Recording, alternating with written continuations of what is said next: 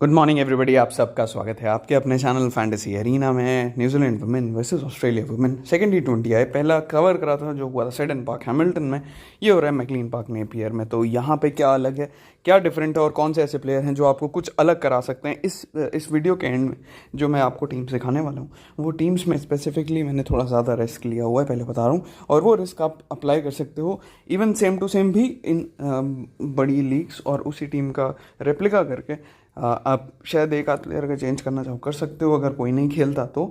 और वो same concept आप अप्लाई करके एंड में जब आप ग्रैंड लीग की टीम बनाओगे तो और दो तीन चार जो आपको लगे कि हाँ बनाना चाहिए वो बन सकता है उसके साथ। तो आगाज़ करते हैं इस मैच के एनालिसिस का जल्दी से। आई होप आपने पिछला मैच बहुत बढ़िया गया होगा और हम सारे कॉन्टेस्ट ऑलमोस्ट जीते थे, जैसा हमने टेलीग्राम पे दिखा दिया था आपको। तो लास्ट रिव्यू का आंसर था शेन वॉर्न, जिसका नो स्पिन, जिसकी ऑटोबायोग्राफी है। सबसे पहले सही जवाब दिया हर्षल ने, कॉन्ग्रेचुलेशन।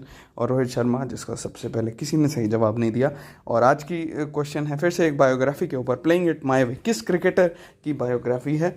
और दूसरी बात ये बताना है बेथ मोनी जो पिछले मैच में 0 पे आउट हुई थी एक बॉल खेल के, वो आज कितनी बॉलें खेलने वाली हैं। तो ये दो प्लेयर्स हैं, दो क्वेश्चन है आपके लिए, इसमें आपको आंसर देना और ये हैशटैग यूज़ करना है NZW वर्सेस AUSW और hashtag GLT family. McLean park Napier में मैच हो रहा है। अभी सेडन पार्क देखा था, मैकलीन पार्क में देखोगे तो विमेंस में पहली इनिंग में अच्छा स्कोर बना है, और इवन जो डोमेस्टिक मैचेस होते हैं उसमें भी डिसेंट बना है। दोनों साइड ने यहाँ कुछ खेला नहीं है अभी तक, तो इसका मतलब है कि ज़्यादा डेटा नहीं है आपका साइड वाइज देखने के लिए कि यार ये साइड का स्टैट्स कैसा है। लेकिन न्यूजीलैंड के काफ़ी प्लेयर्स खेले हैं, तो हम वो देखें तो उसमें हमें देखेंगे एक नाम जो बहुत ही ज़्यादा उभर के एकदम सामने आ रहा है, वो है फ्रांसिस मैके का। इनकी बैटिंग, इनकी बॉलिंग दोनों ने परफॉर्मेंस दी है। हैना रो ने थोड़ा बहुत परफॉर्मेंस किया और एम एस वेट। और अगर आप आगे देखोगे और एक चीज़ और भी देखोगे, आपकी स्कोर वेरी कर रहा है, लेकिन अगर आप मोटा मोटा देखना चाहोगे तो फर्स्ट इनिंग में ज़्यादा स्कोर बना है 181 137, एक मैच में 89 88 बना। लेकिन ज़्यादातर आप देखोगे कि पहली इनिंग में डिसेंट सा स्कोर बना है। हालांकि जो पिछले 4 मैच हुए हैं, 2 फर्स्ट बैटिंग साइड जीती है, 2 सेकंड। लेकिन पहली इनिंग का अगर आप थोड़ी सी भी डिसेंट बैटिंग कर लेते हो, जैसे अगर ऑस्ट्रेलिया बैटिंग करती, मुझे लगता है कि 120 प्लस बन जाएगा। जैसा देखा पिछले मैच में 120 बना था, उससे तो ज़्यादा बनना चाहिए। फिर सेकंड मैच में न्यूटन 3 विकेट, जो पिछले मैच में नहीं खेली थी। एमिलिया कर, जो पिछले मैच में ध्यान देना चौथे नंबर पर बैटिंग करी थी, और बॉलिंग तो कमाल लेग स्पिन कर ही रही हैं। बहुत ही यंग प्लेयर हैं, लेकिन बहुत ही ज़्यादा उभर के आई हैं ये। और आपको याद होगा ये इसको हमने आइडेंटिफाई किया था 2 साल पहले, जब कोई नहीं जानता था। तो यही एक खासियत है आप इन डेप्थ एनालिसिस की। और मैडी ग्रीन जो बैटिंग नीचे कर रही हैं, पहले ओपन करती थी, कभी कभी बीच में भी खेलती थी, अभी और नीचे खेल रही हैं, और बॉलिंग पिछले मैच में नहीं कराई। कुछ सरप्राइजेस थे जिनकी मैं बात करूँगा। हैना रो ने फिर से 3 विकेट ले रखे हैं, और हेली जेनसन का परफॉर्मेंस जो पिछले मैच में ओपन करा था और बॉलिंग में भी इन्होंने ओवर कराए थे। और फ्रांसिस मैके फिर से एक मैच में 56 नॉट आउट। तो अगर आप ओवरऑल देखोगे तो पेसर और स्पिनर 25-14, तो सिमिलर ही बोलूँगा। वुमेंस मैच में इसका ज़्यादा रोल होता नहीं है। तो ग्राउंड के हिसाब से मैके, जेनसन, रो, सैथरवेट। और फिर बॉलिंग में रो का तो आप कह लो कि बैटिंग का कुछ खास नहीं काउंट करूँगा मैं, मेनली बॉलिंग में ज़्यादा बेटर किया उन्होंने। लेकिन 4 मैच में 4 ही विकेट हैं उनके पास। न्यूटन के पास एक मैच में 3 और एमिलिया करके एक मैच में 2। तो ये कुछ परफॉर्मेंस है, बहुत ही कम डेटा है जिसको आप देख के एनालाइज कर सकते हो, लेकिन आप इससे भी कुछ प्लेयर्स के बारे में अंदाज़ा लगा पा रहे होंगे। तो टॉस बेस्ड एनालिसिस में शायद ऑस्ट्रेलिया का कोई प्लेयर नहीं दिखेगा आपको, न्यूजीलैंड के दिखेंगे, जिसमें एक मैडी ग्रीन दिख रही हैं, एक फ्रांसिस मैके ने 2 ही मैच खेले हैं और दोनों में बैटिंग से परफॉर्मेंस दिया और बॉलिंग से एक मैच में 2 विकेट भी लिए। उसके अलावा आप नीचे जाओगे देखने तो आपको रोजी मायर का दिखेगा, जिन्होंने परफॉर्मेंस में विकेट्स तो नहीं लिए लेकिन यहाँ खेला है। एमी सैथरवेट ने एक इनिंग अच्छी खेली है, हेली जेनसन ने एक मैच अच्छा खेला है। जितने भी खेले मतलब दोनों ने एक ही मैच खेला है और दोनों अच्छे खेले। केटी मार्टिन 17 7 बॉल पे, न्यूटन 3 विकेट और हैना रो, इन्होंने पहली बॉलिंग करते वक्त अच्छा परफॉर्मेंस दिया। अब एक खास बात, पिछली बार ये खेली थी लेकिन इनसे बॉलिंग नहीं कराई गई थी, तो ये कहना मुश्किल है कि ये बॉलिंग कराई जाएगी कि नहीं।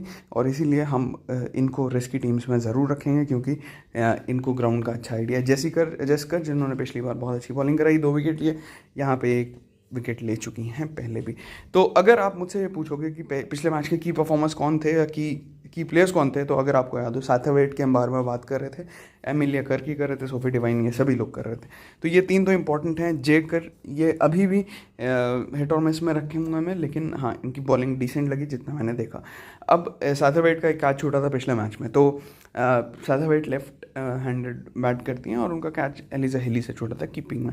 अब हमें ये देखना है कि हम इसके अलावा ऐसे कौन से प्लेयर ले सकते हैं इस टीम में जो हमें डिफरेंशियल चीज़ दे सकें। तो एक आती है हेली जेनसन, ये ओपन कर रही हैं और बॉलिंग भी कराएंगी। दूसरी हैं फ्रांसिस मैकी, ये बैटिंग नीचे कर रही हैं और बॉलिंग भी ऑफ स्पिन कराई थी पिछले मैच में और विकेट लिया था सबसे पहले ही ओवर में। और उसके बाद मैडी ग्रीन।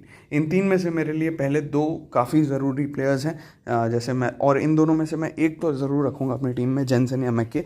लेकिन दोनों ही अच्छे हैं और ज़रूर आप ट्राई कर सकते हो, क्योंकि इन दोनों को इग्नोर किया जाएगा इसलिए क्योंकि इनके पॉइंट्स उतने ज़्यादा नहीं थे और ये नीचे आती हैं। दोनों ही ऑलराउंडर में लिस्टेड हैं और इसीलिए आप कम देखोगे, ऑलराउंडर और बड़े बड़े भी हैं।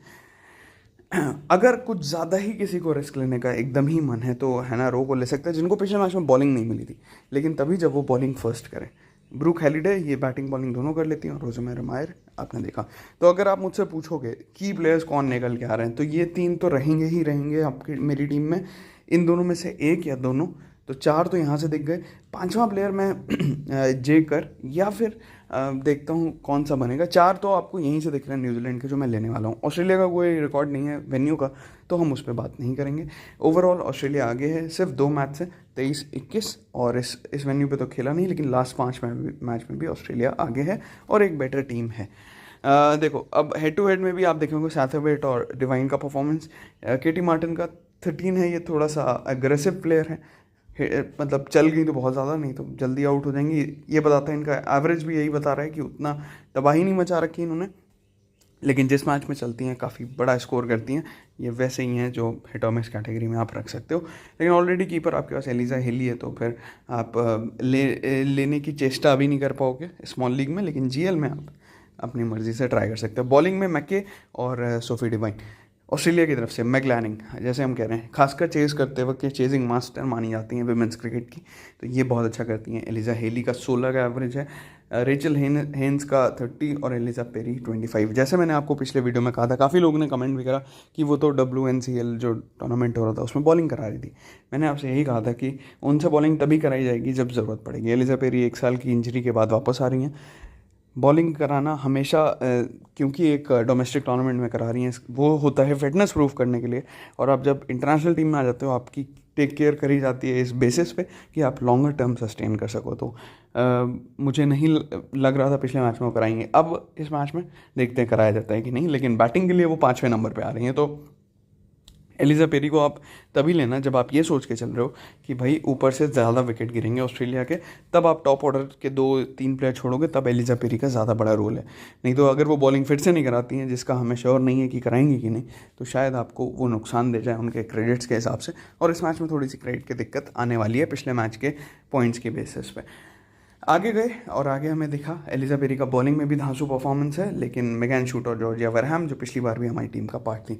मैगन शूट का एक ऑब्जर्वेशन रहा है, खासकर सेकंड इनिंग में नॉर्मली अच्छी बॉलिंग कराती हैं। पिछले मैच में पहली इनिंग में ही 1 विकेट मिला था और एक और विकेट मिल सकता था, लेकिन शायद DRS ले लिया गया था उस पर। और जॉर्जिया वरहैम लेग स्पिनर हैं और एज ऑलवेज इंपॉर्टेंट प्लेयर हैं।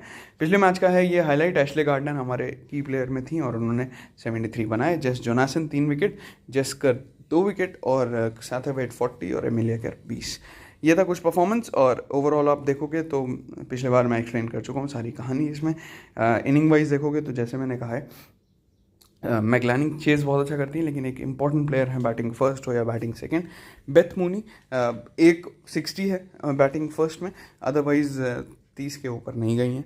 एलिजा हेली, इन्होंने भी चेज़ अच्छा करा है, 57, 67, 33 और बैटिंग फर्स्ट में 150 है, तो कंसिस्टेंसी ज़्यादा इनकी चेजिंग में है। रेचल हेन्स, इनकी भी कंसिस्टेंसी ज़्यादा चेजिंग में है, लेकिन फेलियर्स भी साथ में। तो ऐसा कोई मैगलैनिंग के अलावा जिनको ऑलमोस्ट शायद एक मैच छोड़ दो जिसमें 5 बनाए, उसके बाद हर मैच में 20 के आसपास इन्होंने करा है। तो कंसिस्टेंट सबसे ज़्यादा मैगलैनिंग दिख रही है यहाँ से, और उसके बाद आप एलिजा हिली और फिर आप देखते हो बेथ मूनी या रेचल हेन्स में से कोई। एलिजा पेरी बहुत ही इंपॉर्टेंट प्लेयर रही हैं, लेकिन अभी इंजरी के बाद हैं, तो हमें नहीं पता कितना उनको यूज़ करा जाएगा, और इसलिए एक ऐसी प्लेयर हैं जो आप पिक कर सकते हो अगर आप भरोसा करते हो। नॉर्मल सिनारियोज होते हैं, अगर एकदम फिट एंड फाइन होती तो हमारी कैप्टन वाइस कैप्टन में से एक ज़रूर होती है एलिजा पेरी। निकोला कैरी ये भी अच्छा खेल रही हैं, बॉलिंग ज़्यादा कराई जा रही है इनसे। जेस जोनासन अपनी डोमेस्टिक साइड के लिए ओपन भी कर लेती हैं, लेकिन यहाँ बॉलिंग लेफ्ट आर्म ऑर्थोडॉक्स 18वां 19वां ओवर यही करा रही हैं, और 20वां ओवर मैगन शूट ने कराया था, तो इनको उस चक्कर में विकेट मिल जाते हैं जब खासकर पहली बॉलिंग करा रही होती हैं। तो एशले गार्डनर बॉलिंग एक ही ओवर कराया, लेकिन बैटिंग से धमाल किया।